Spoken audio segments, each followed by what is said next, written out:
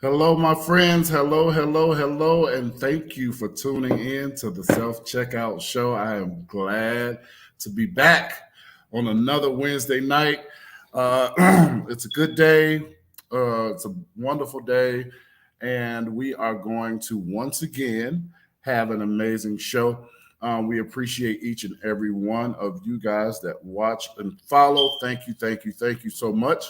Um, we got a lot to unpack tonight, and we are going to get it all unpacked. And I'm excited, super excited about my guest tonight. He is on fire for God, and I cannot wait to hear from him.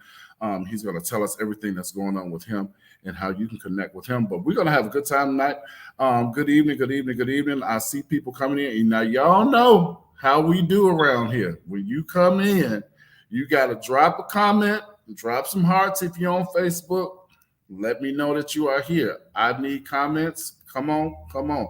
I see the numbers. I see y'all. Who are you? Where you at? Where you at? Come on in here and drop a comment. Let us know that you're here. So, well, we got a couple days of spring weather, spring-like weather. Yeah, I think it got up to 61 degrees today here in Chicago. That's pretty cool. It was nice out. It felt almost warm compared to compared to what we have been getting. So it was really nice, and I enjoyed being out today. I should have probably been at home, but I told uh, our producer that I have been working, like 6 days a week, and I'm paying for it now, y'all, because brother is tired. Okay, but nevertheless, we have to go on, and I cannot wait, guys. Let me tell you, I cannot wait until next Wednesday because I have some really exciting news to share with everybody. I cannot wait. Um, I probably won't wait till next Wednesday. Y'all know me. Once stuff gets done, it's done. So but I have an announcement coming that I cannot wait to share with you guys. Who's joining us tonight? Come on, where your comments at? And we are going to get started. I don't really have a whole lot to say tonight. I really want to get to my guests, but before we do that, one thing I do want you to do is to share tonight, and we will do it again before we get off the live. Dontrell, big guy. Hey, sir, just had a birthday. Birthday boy, how you doing, my man? Good to see you. I do want you all to share a $22 gift with the ministry. You can do that by Cash App, PayPal, or Zelle. The information is there on your screen. The Cash App, W Taylor Ministries, or the PayPal is W Taylor Ministries. If you need to Zelle, you can inbox me directly for the number to Zelle, and we will get you that. We want to make sure that we do allow people an opportunity to sow into the ministry, and we appreciate each one of you all for that. Hey, Mama, how you doing? Good evening, good evening, good evening. My mom is on always. Glad to see you. So, guys, I don't really have any other announcements, so to speak. Super producer, if you could take that off the screen, we'll do it again in a little bit. So, guys, I'm going to introduce my guest tonight, a super amazing young man who has an amazing ministry and can really preach and pray, and he can do all of that stuff. And I honestly get excited every time I watch his ministry on Facebook. He does well. You know what? I'll let him tell it. Who can tell it better than him? I want to introduce to you guys my friend Elder Derrick Mays. Hey, sir, how are you? Good evening to you. Good to see you. Good to see you. Thank you. Yes, Thank sir. you for being on. Thank you. Good evening, Yes, Beverly. sir. Hey, Bev, how you doing? She always called me Elder T. Good to see you, Bev. Thank you for tuning in. You guys, Elder Derrick Mays is here Hello. with us tonight. Yeah. So we are so glad to have him on. Come on and tell us Tell your people, tell the people who you are, what you do. Tell us all about Man, it's nothing. It's a short list. I'm Derrick. I am first a servant. I serve at my home, not my home church, but I serve at my church, a New Beginning Full Gospel Church. My pastors Ronald and Karen Doherty on the great south side of the you. city. Okay, all right. I know I'm a west side boy, but hey, whatever. Who actually live in the south suburbs. But I'm married, going on 11 years now. I got 3 wonderful children, 1 boy, 2 girls. I have my own ministry, D-Mays Ministries. The Lord gave me, it was birthed during the pandemic, along with the Facebook Live Let's Talk with God show that comes on every Wednesday at noon. Yeah, that's it, man. I work, I got a full-time career, praise God. Human resources, and currently in school finishing up a 2nd degree. So God is good, man. I'm just here enjoying the ride. I'm enjoying the ride for sure. Well, I'm glad you're here. Let's talk with God. That is, hey, Deborah, how you doing, Deb? So good to see you. Thank you for joining us tonight.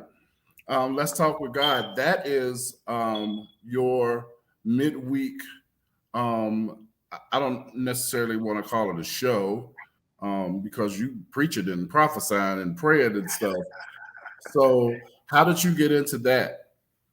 Yeah, that again, it happened during the pandemic. So I started in May of 2020, and it was the Lord. He just said to me, "It's time for you to step out to do ministry outside of the church." And because we were in the middle of a pandemic, of course you can't go outside. So it's like do the Facebook thing, go live on social media, and it was. I used to be the backgrounds guy. I love being in the back. Hey, you can catch me back there, even though I preach. I'd rather not. I'd rather sit in the congregation and not in the pulpit. You know what I'm saying? I'd rather be the usher or the one that says downstairs preparing the food than to do all of the other stuff. I'm not the kind of person that loves limelight and platform and the stage and stuff like that. But he told me that what I had and what I went through, what I've gone through, somebody else needed to hear it. It lets us know, scripture lets us know that we overcome by the words of our testimony and the blood of the Lamb. And I had to open my mouth and tell where I've come from. And my prayer life was developed prior to the show. So, that can go somewhere else, but I'm going to stick to where we are. But all of that, being able to get on that, he said, you don't have to worry. Ain't no reason of fear. Because this is who you are already. And so it was birthed out of that. I thought I was just getting on to pray. And then he began to give me stuff to share. And then I had to open up about a whole lot of stuff that I've gone through to help his people. So that's how it was birthed. And God is just, again, faithful. We're going on 2 years and doing this thing. And, again, just enjoying where God is taking us. Yeah, I really I jump in on Wednesdays at noon when I can. My work schedule is crazy. I'm supposed to be off on Wednesdays, but I've been there on Wednesdays. The only off day I've been having is Thursday. I'm gonna stop that real soon, y'all. I promise. I gotta do what I gotta do. Yeah. Be what I need, So, not only y'all does he do that. I'm gonna step away. I want to show y'all something. I want to show you something. And I saved this. I saved this because I knew he was coming on, y'all.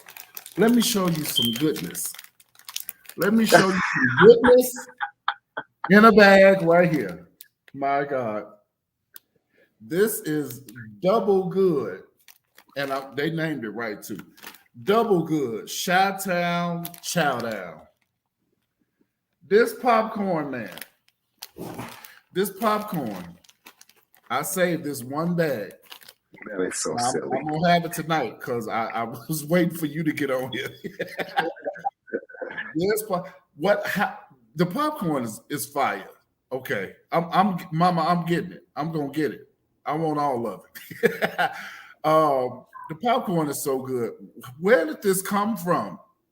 That actually that was only a fundraising thing for my church.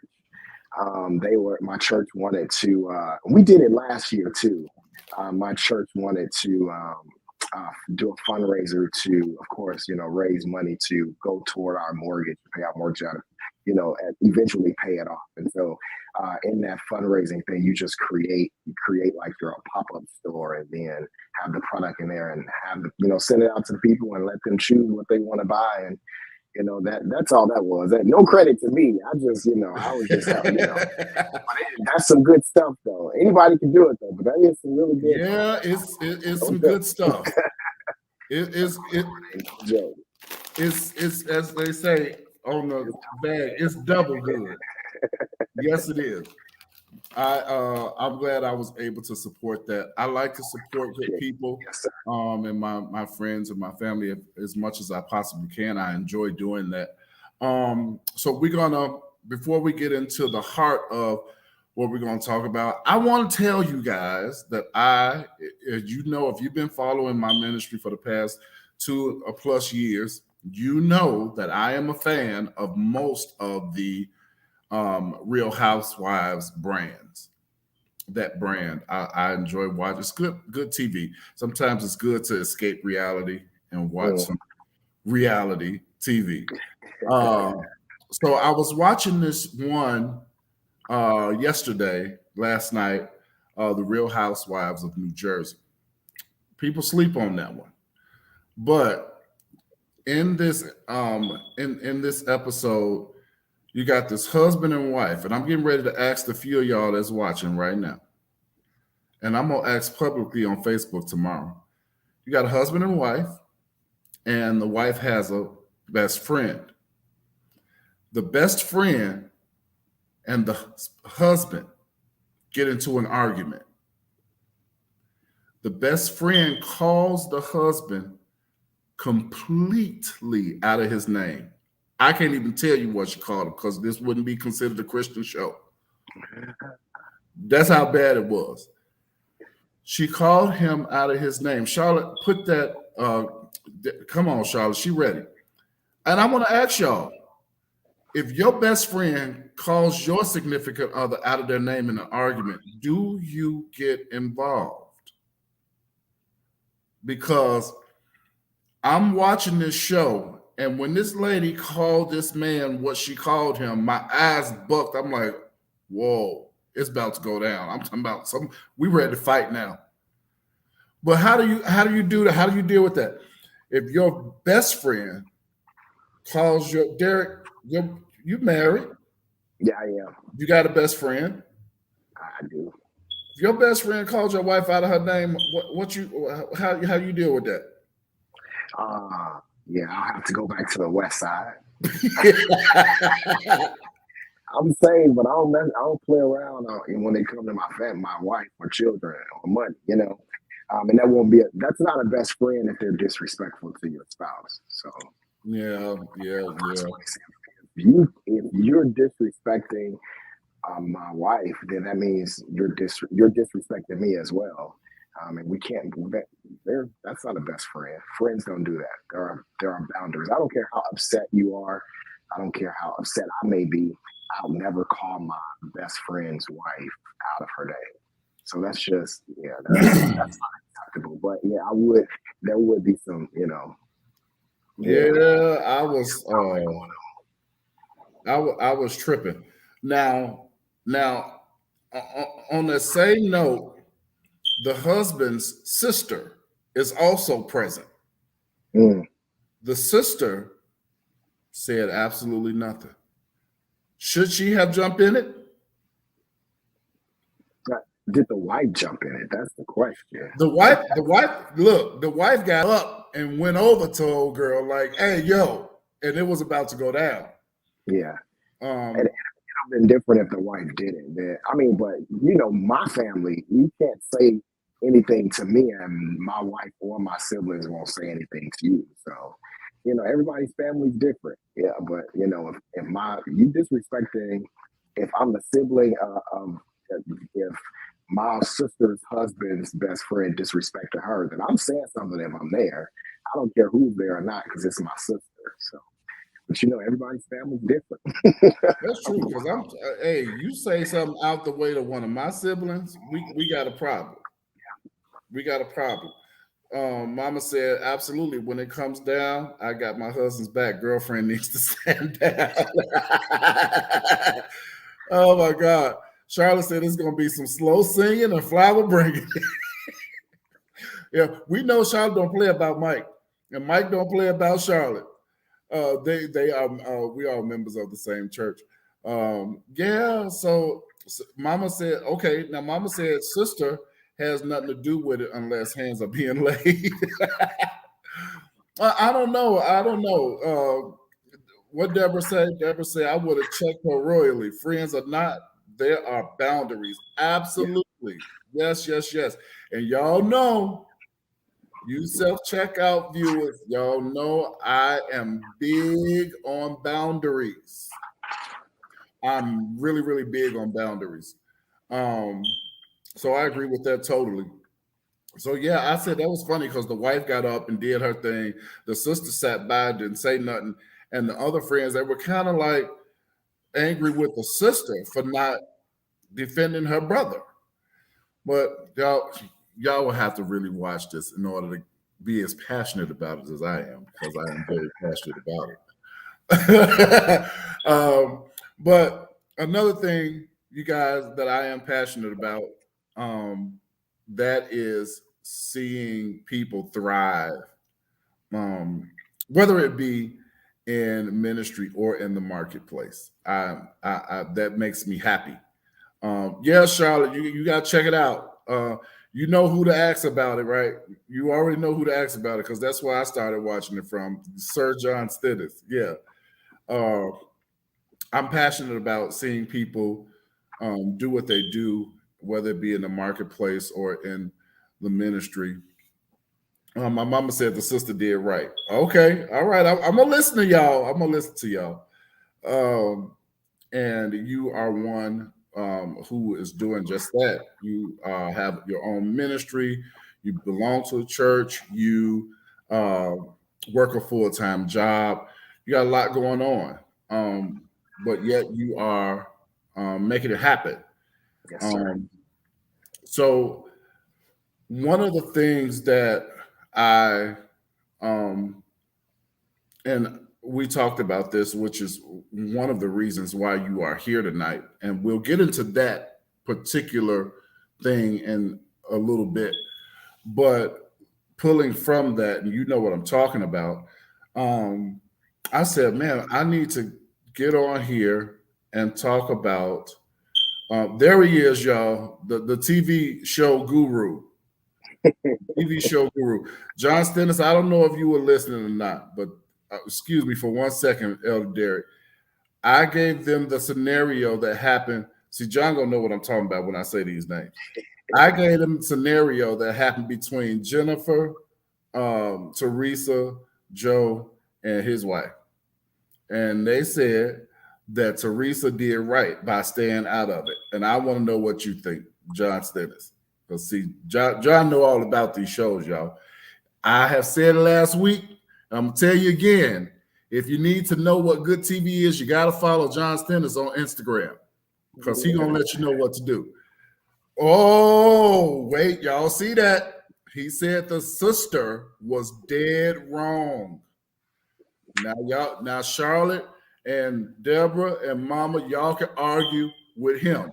I'm done now. I'm done. Y'all can have that conversation on your own. But so we are saying that I'm saying that of that post that you made, and I'm going to read you guys the post in a little bit.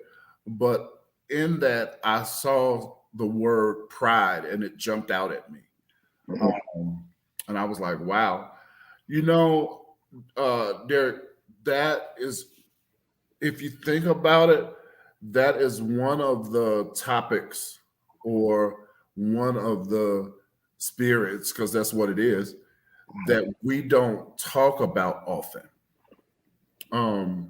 the spirit of pride. Mhm. So I want to just get into that for a moment.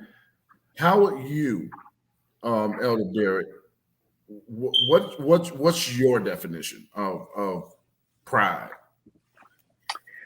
It is um, like, of course, there are many different definitions. Webster defines it as certain stuff, an inordinate uh, kind of self, like selfishness or whatever. But it is pretty much um, being haughty, if you will. It can mean, for me, it can just mean a whole lot of stuff, because it, it the main thing about pride is it just keeps you from right. It keeps you from growth. It keeps you from uh, uh, moving into a place of healing, for instance. So, there are a whole lot of definitions or variants of that one particular word. It's hard to just say one, you know what I mean? Because Right. in different situations, that pride can come up, and it shows as something else. So, Um, Proverbs chapter 16 and verse 5 in the Amplified Bible, it says, everybody who's proud or arrogant in heart is disgusting and exceedingly offensive to God. Be yeah, assured he will not go unpunished. That's what Proverbs 16 and 5 says in the Amplified Bible. So those are some pretty strong words that the writer used there. So my question to you is, why do you think pride is so offensive to God? because it makes you bigger than him. It makes us having pride uh, makes us God. It makes us uh, to be an idol. Like, I'm better than you. I'm more important than you are. I am. I'm the one.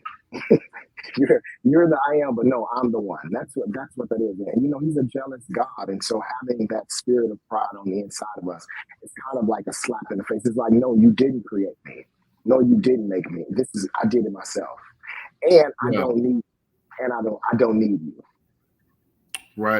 right. Sister Marie, how are you? Good to see you. Thank you for joining us tonight. Um, I looked at that particular version. I was like, ooh, that's kind of heavy. Like, the writer said you are disgusting to God, and I said, well, it don't get no worse than that. And then I thought about how many people are actually operating Yeah, in the spirit of pride, which is an amazing thing. So you yourself at one point found yourself operating in that spirit, I so to did. speak.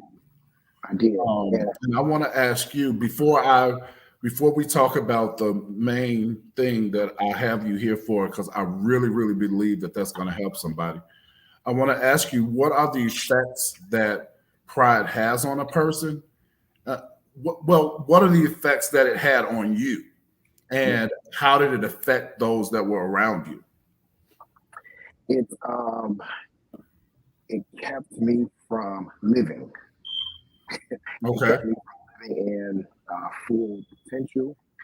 It kept me from being able to receive. It kept me from being who I'm supposed to be.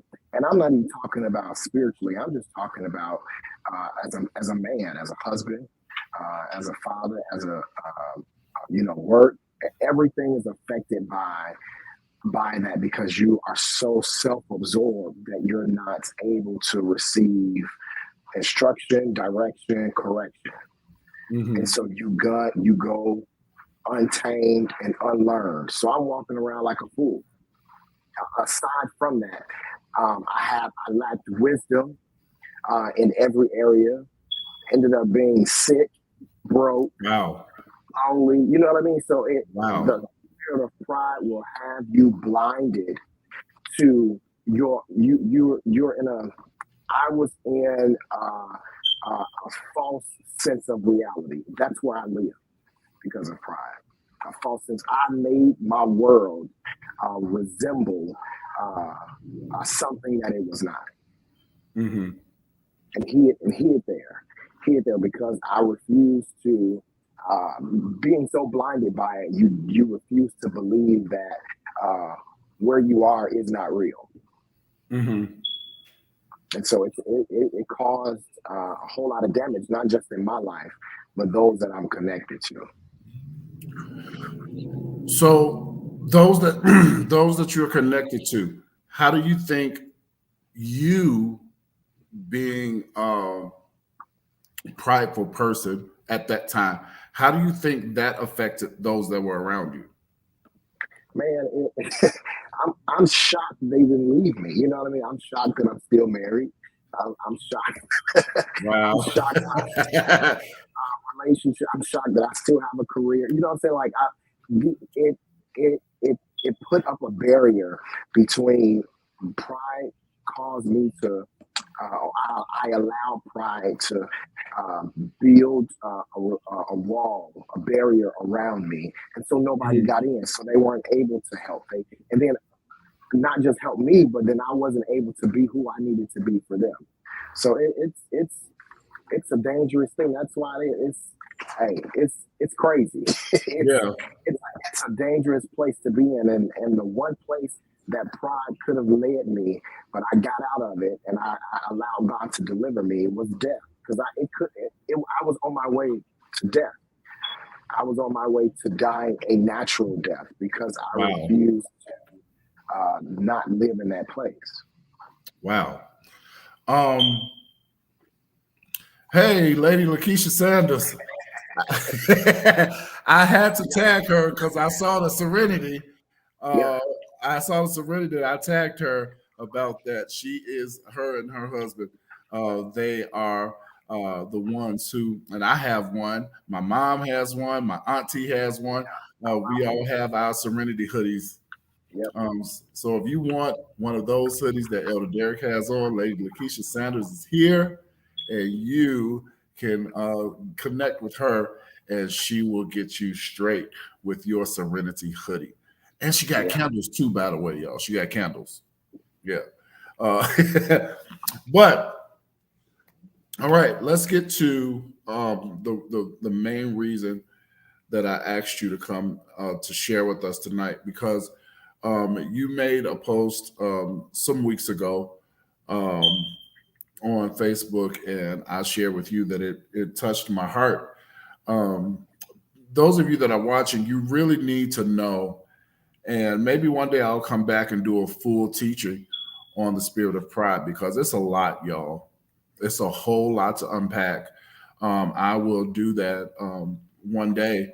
Um, so that we can really get into how it operates. But Elder Derrick you made a Facebook post, and you guys that are watching, I did ask his permission to share this with you all. And he writes on Facebook. He says, "My weekend was full of joy as I was able to spend it with my son. Such a journey we've been on already, and because of pride and bad decisions, it's been a long, hard journey." Watch this. He says, "I found myself repeating the cycle my dad had me in, even though I vowed not to be how he was. For years, I knowingly allowed myself to stay under that generational curse, praying that God would break it, believing that God would break it, being told that God would break it, but never doing the work to break it." Wow. He goes on to say, "I sacrificed time and pivotal moments living in selfishness, never giving thought to those affected by my lack of accountability or responsibility, holding on to the excuses of hurt, pain, heartbreak, mistreatment, watch this. This is where it got me.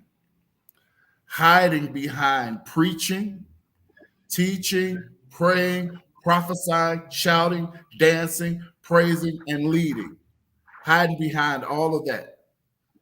He says, yet not walking worthy of the vocation in which I was called.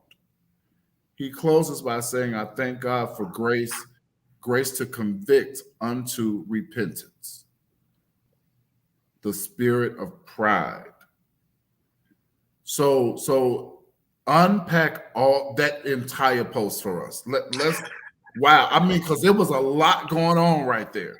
Yeah. And the main thing for me, which brought me so much joy, was that you were able to connect with your son that many of us did not know you had. Mhm. So let's talk about that. Yeah, so my son just turned 14 February 8th, and he's not my, obviously, my child with my wife. I had my son while I was in the military in California, and was with his mom, and then got out of the service. He was born right after I got out. I was there for a little while, and then I decided to come back home. You know, the story of, it didn't work out. And so here I am back in Chicago. He's back at home. And all of the issues that her and I had, they were never resolved. We were at the point of hating each other, not liking one another. I refused to deal with somebody being disrespectful, quote unquote, to me. It was all of that goes into the whole, everybody know the typical baby mama drama stuff or baby daddy drama. And so that led me to a place where I was not in communication with my son, my firstborn, my only son. I didn't put forth the effort like I should have to make sure I established a relationship.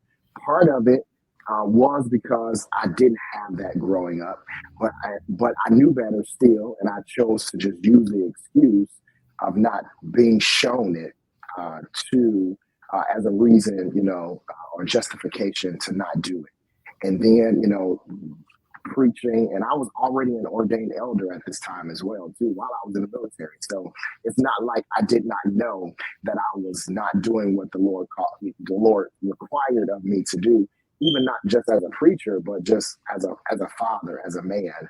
I needed to do that. So, but my way of dealing with it without actually dealing with it was preaching and teaching and, church. Church was my hiding place. I didn't say God was my hiding place. I said church was my hiding place. Church was my hiding place. And it allowed me to bury my reality. And it allowed me to this is where the spirit of pride was able to operate, because in me burying it while operating in the church work, I was making myself to be something that I was not. And because of that, because I painted this picture and was living this life that I painted, that I refused to let you see the real me.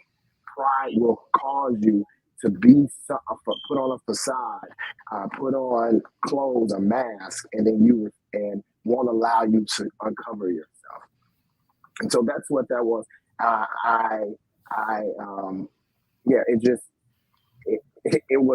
It was again a point where I just refused to just deal with it. You won't know about it. Like you said, many people did not know. The only people that I believe knew about my son obviously was my wife.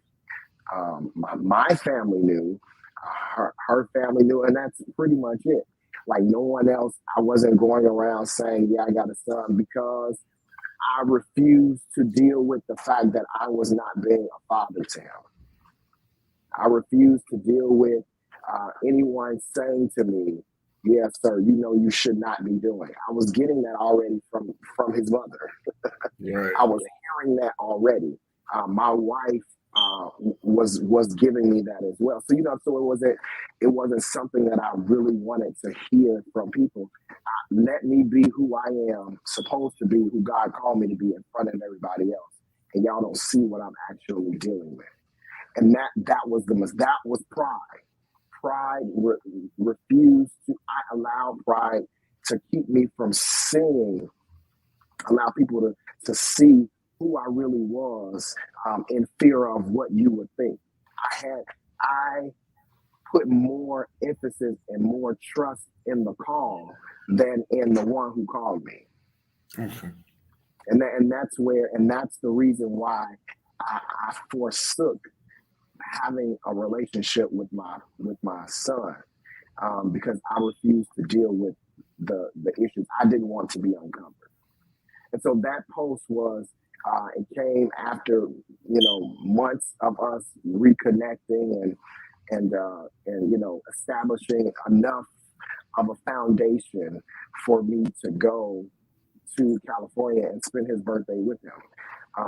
And it was a pivotal moment, but I've missed out a whole lot because of the fact that I refused to. It had nothing to do with his mother, regardless of how she felt, regardless of what she thought and what she was dealing with, and if she didn't like me or not. It was about me, because at the beginning, middle, and end of the day, I'm that boy's father. And regardless of her and I not working out in our relationship, I allowed that to keep me from dealing with reality, which is something that I was used to. I got accustomed to the dysfunction growing up, being in a dysfunctional relationship with my father. So it was comfortable. Pride allows you to live comfortably in dysfunction. It allows you to sit and make it your reality. It allowed me to think that it was okay to be where I was and not have a right relationship with my son and still thrive. Pride will deceive. It deceived me. It deceived me enough to believe that I was a good father to my daughters, not being a good father to him. And that's not the case. I'm not a good father to any of my children if I'm not a good father to just one of them. I've messed up. It affected and does affect their relationship with each other. So how can I call myself a good father to my daughters when I'm not being a good father to the one that came before them? Wow. So forget about the whole ministry for a second. Just outside of the whole, how am I being an effective leader of my house if I wasn't doing what I needed to do with the people that come from me, which is my son? And so that I said that pride did it because I knew better, but I puffed myself up to believe that it was okay. I'm really not an infidel, as the scripture will call me. I'm not that. Yeah. I'm just, it's just a bad relationship. And I was always praying, God deliver, God reconcile, do it for us, but I never put in the work. Pride would not allow me. I sat thinking that God would just miraculously deliver or miraculously. Let's talk about that. Let's talk about that right there. Mm-hmm. Because I think that is very important for everybody that's watching, those that will watch.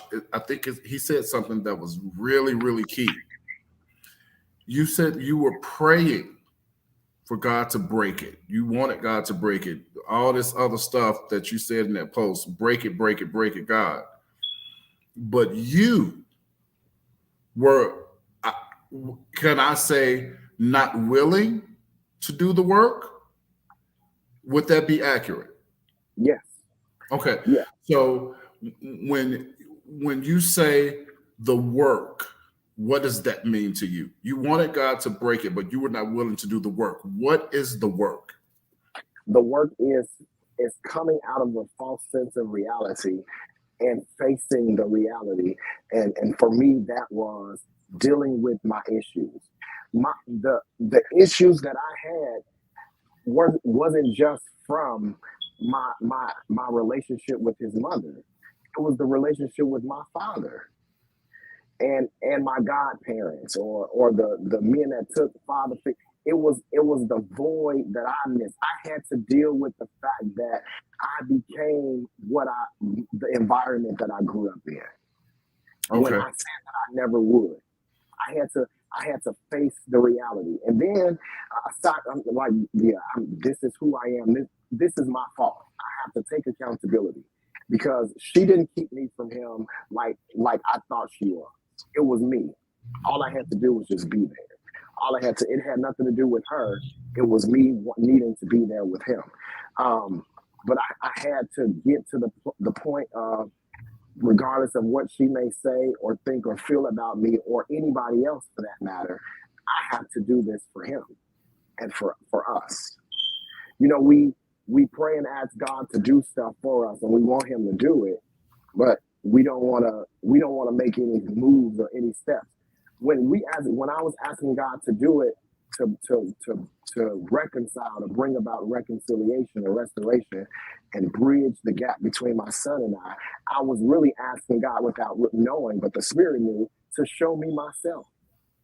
Show me what it is that's in me that's keeping me from doing what I need to do. And that's a hard pill to swallow. That's a mirror and a reflection that a lot of Yeah. people do not want to see. I did not want to see the ugly me. All I loved to see and or hear was the preacher dude, the prayer warrior. You know, that what I was hiding behind. I was getting the accolades. I was, oh, you're powerful. Oh, you're anointed, and that helped me not. I used that to keep me from dealing with the reflection, keep me Wow. dealing with the real issue at hand. And that was the fact that I had a shortcoming. I was falling short in an area of my life that is very detrimental to not just ministry, but to fatherhood and to me being a family man, being the head of my house. It was it was tough. It's So tough. you yourself, uh, was it a dysfunctional relationship that you had with your father, or was he not present? It was a dysfunctional it was a relationship where my father was in and out. So for the first 7 to 9 years of my life, from what I can remember, my father was there, but it was an abusive relationship that he had with my mom. They were married, so their marriage was very abusive, verbally, physically. There was drug abuse and all of that stuff. So I saw all of that. And then from 9 up until, I can remember, it was always in and out. There were moments where he was there for a very short period of time, and then I'll see him for a week, I'll hear from him for a week, and then the next 6, 8, 9 months, I don't even know if he's alive or not. And it was a constant thing for years. A cycle. It was a cycle. My father missed every graduation that I had. He missed every pivotal moment in my life, except for me getting married. He was there for that.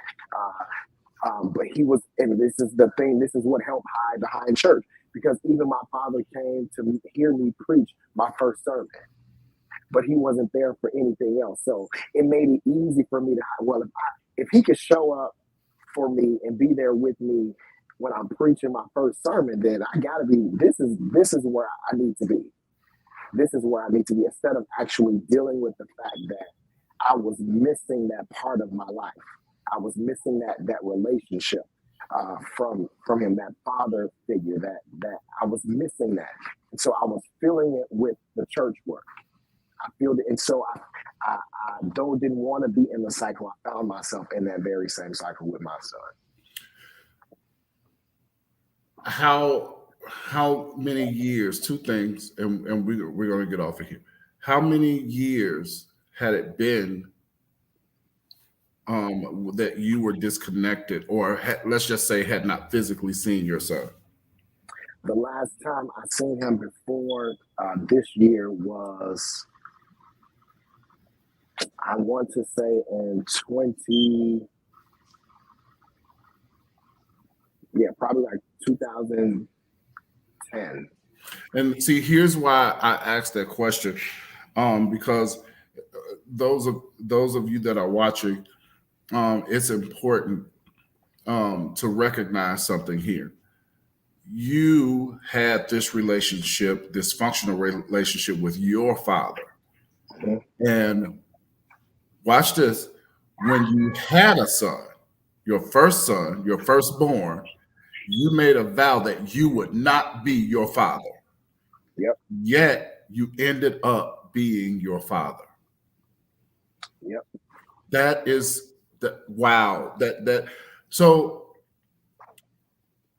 you you become Elder Derrick, and you I remember you said a little bit ago that his mom, your son's mom, never kept you from seeing him, Hmm. but it was pride that kept you from seeing Yeah. him.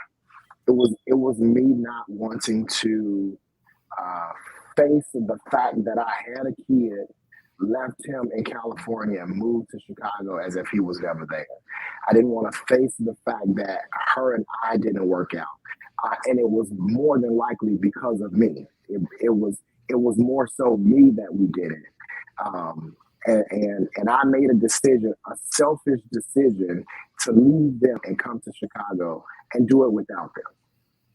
What part of you, or was there a part of you that just didn't want the church to know? And partially because you just don't want folks in your business. Yeah, that's. I mean, we never want people in your business, but because they knows it. They run it. The church does that. But what's crazy is my home church, not the one I'm in now, but my church that I grew up in. They knew that I had a son, but no one ever asked me what's going on. No one ever. And so, because no, it was like an out of sight, out of mind type deal. And so, like, I knew the reason I never said anything, because I knew I was wrong. I knew I was wrong, and not being there, my actions didn't show uh, who it didn't. They weren't godly. I wasn't being a father, and so not talking about it to people, not saying, "Oh yeah, I got a son too," spared me from hearing. Or being spared me from hearing someone say, "Well, how are you this?" Like you said, that they'll do it, even if it's in love or not. I just did not want to hear it, because I was not ready to deal with the fact that I was wrong. I didn't want to see myself as I really was. I wanted to live in this world that I created for myself, without conviction, without concern of you telling me I'm right or wrong. And so that's why I never mentioned it to anyone. And it hurt, thinking about it now, like, it hurts to know that I disowned him in a way, um, to save face, being something that I know I'm called to be, but wasn't ready to. It's crazy. It's crazy. I put, again, more into who I wanted to be and who I was called to be than And the actual process this to is get where you there. say you were hiding in church. Yep. Hiding behind preaching, teaching the word, preaching the word. It kept you from getting in my business. It kept you from, and the only thing you saw, and the only thing I wanted you to see, was the fact that you got a wife and two daughters. It kept you from being in my business. It kept you from saying the true me. And it goes for any kind of sin, especially if it's visible sin. If it's, you know what I mean? If it's visible, the way to do it is you can hide in the church so easily. Yeah. It's sad, but it's so true that it's easy to hide in the church, because, and I'm going here, but I don't want to go here, but I am, because that's who I am. But the scripture says that you have a form of godliness, but you're denying the power thereof. I looked the part. I sounded the part. I was doing what needed to be done for you to view me as something that I was illegal. I Yeah. was illegal. because I was not meeting it.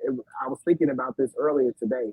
How a while back, I got pulled over by the police because my license plate light was out, the whatever. And it was the state police that pulled me over right out here by my house. And when he got my license and my insurance, and he came back and he told me your license is suspended. And I'm just like, what? Now, and again, I had my physical license. He said your license is suspended, and the reason they're suspended is because you got a speeding ticket years ago that you never paid, and they suspended your license. And so here I am with a driver's license in my wallet, but I'm driving illegally because my driver's license is suspended. And that's how I was living naturally. So I'm called to be this person. I am a father. I am a preacher. I am a teacher, but I am a father. I'm walking around as I'm a father because I have a son and 2 daughters. But I was illegal because I was not meeting the requirements of a father. But you didn't know that. You didn't know that I wasn't meeting the requirements of being who I'm supposed to be, who I'm called to be, because you just know that I got a child or two daughters. So I have the title, but I really wasn't being who. I wasn't fulfilling the requirements of being a father. I wasn't filling the requirements of being a preacher or an elder because I wasn't being a father. So I was walking around living illegally in the spirit and naturally so. I was an infidel. I was portraying myself to be something that I really was not because I failed to meet the requirements of who I really am. Wow. And pride did that for me because I knew I was wrong, and I didn't want to be looked at, perceived, seen as somebody that doesn't take care of their seed, and I wasn't. That's what I really was. You know what I'm saying? I don't want to be seen as less than when that's what I really was. And so it kept me living in the dark. And then and coming out, you're in a dark room and you leave out and close the door real fast so that nobody see what's in there. That's what I was doing. I was running out the room and I was dressed and ready. And then when everybody left, I went back in the room to close the door real fast. Because I did not want you to see it. And I had to, and I said in that post, thank God for grace, because had grace run out, I wouldn't have been able to be at this place of reconciliation. If grace would have run out, it probably would have been exposed so much so that I would have lost I could have lost everything. People, how could you have? I could have lost everything. Like I could have lost my mind. I could have lost my job. I could have lost my family. You know what I'm saying? I would have lost the opportunity to build with my child. Him being able to build with his sisters. I would have lost that. I would have. But the Lord is just so good. He's so good that in me, and I wholeheartedly believe this, and I feel that God had to get me to a place of, because pride will allow you to be haughty and stiff-necked and hard, and your heart is heart of stone and not flesh. And so I wasn't able to receive the truth. I wasn't able to deal with it because it was like I was just bucking against the grain. And so he had to get me to a place of vulnerability. I remember my grandmother, who just passed in December, and this is around the time when the reconciliation started, but she had been sick with lung cancer for a few months. We found out around this time, or maybe like April or May of last year, we found out that she had lung cancer. And so from that point on, I was taking care of my grandmother. And I was praying, Lord, don't allow my grandmother to die. I don't want to heal her from it. Just going, heal my grandmother, heal my grandmother, heal my grandmother. And the Lord said to me, and I shared this with my family, the Lord said to me, I'm going to heal her, but it won't be on here. I have to take her, but this is for the benefit of you and your family.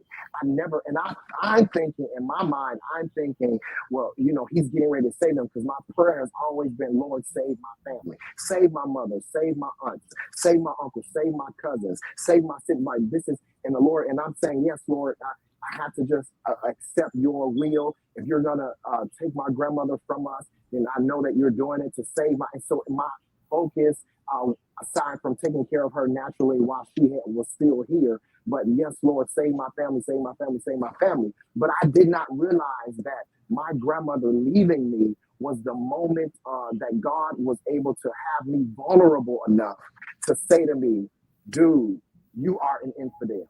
You're preaching my name. You're teaching in my name. You're prophesying. You're being obedient in every area of your life. But you have a child, a seed that you are not being responsible for. It took God to take my grandmother from me, to make me vulnerable enough to realize that I was operating in pride. I was operating outside of him. He said that to me. That's why I posted that and made that post. He said that it was because of my grace. But the only way that I was able to get you out of that place was to make you vulnerable enough. And he knew that taking my grandmother from me would have caused me to be vulnerable enough to hear his voice and obey for that very particular area of my life. It was easy for me to do it everywhere else. But that part of me, because it was a generational thing, because I had to face the fact that I was hurting from my father and didn't want to hurt because of the lack thereof, and all that other stuff, growing up in a house full of women, and all of that came up in this place of vulnerability. I'm like, Lord, you and me grieving, I was able to receive correction correctly. Wow. It didn't cause me to rebuttal. It didn't cause me to go backwards. It just, I had to sit and I had to accept it. And then what made it even crazier for me, Elder Taylor, was the fact that I had to open up and be transparent about something that I never talked about. Yeah. He said to me, you have to open up. You have to say this. Yes, some people will be delivered about, some people will be encouraged. Some people will be changed. But this is for you. If you can verbalize what you've been through, I'm able to heal you from it. I said, man, it was good. But I also had to realize that it wasn't where I was being taken, because this is how I talk to God. Like, well, maybe this is, you're doing this because where you're taking me, I have to make sure that I'm right. Yeah, that's true. But your reconciliation with your son is not about the platform that I'm putting you on. It's about the life that he has to live. It's about you being a father. If I never get to a platform, Elder Taylor, I'm in right relationship with my son. I never have to preach another word, living my life with my child is preaching up. Yeah. And then so hiding behind the preacher, the teacher allows us to put more emphasis on and more trust in and assurance in that than what's really going on, the man, the human. And all of that stuff is a facade.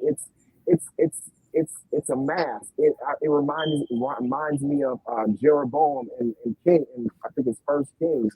When he was a king, he sinned against God, but his son was sick, and he knew that the prophet in Shiloh had a word, because that prophet told him he was going to be king, and so he sent his wife instead of going himself, because he knew that he was wrong. It was pride that kept him from going to this prophet, because he didn't want the prophet to see him how he really was. So he sent his wife, and then told his wife to disguise herself so she can go and he not know who she is and whose wife she belonged to. And so that's how I looked at myself like that. I'm going to God, putting on this mask and this facade, pretending to be somebody that I'm not, when I've sinned against, I have all of these issues.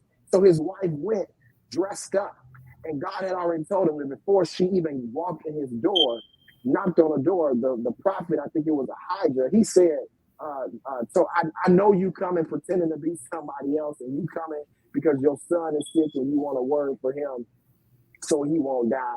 And the Lord said, he gonna die by the time you make it home, he gonna die because your husband sinned. So that's how I felt like that was my life. Like I was putting on this stuff, going to him, trying to get answers, trying to get prosperity, trying to get anointing, trying to get, trying to live a wealthy and healthy life, have a great relationship with my wife and my two daughters, but I was forsaking my firstborn. Yeah. And I really wasn't being who I was supposed to be. Wow.